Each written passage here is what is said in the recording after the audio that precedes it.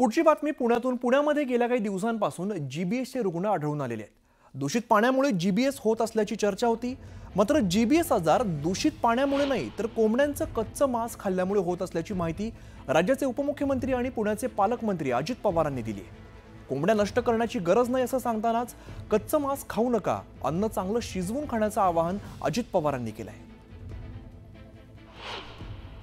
तिथं खडकवासल्याच्या एरियात काहींचं म्हणणं कोंबड्यांचं काही मांस खाल्ल्यामुळे ते झालं, त्याच्याबद्दलची अतिशय चांगल्या प्रकारची सगळी माहिती घेतलेली आहे।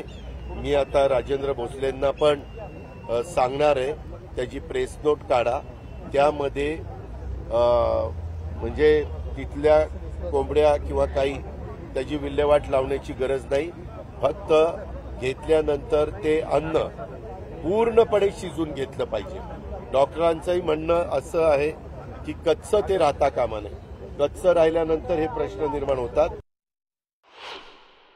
मी अतिशय जबाबदारीने सांगतो, मी विभागीय आयुक्तांना विचारलं, तुम्ही हे बारकाईने सगळी माहिती घेतली का? ते म्हणले हो घेतलेली आहे। त्याच्यामध्ये कधीतरी कुणीतरी सांगतील आता कोंबड्या खाऊच नका, आता कोंबड्या कापून काढा आणि त्या जाळून टाका, असं काही नाहीये।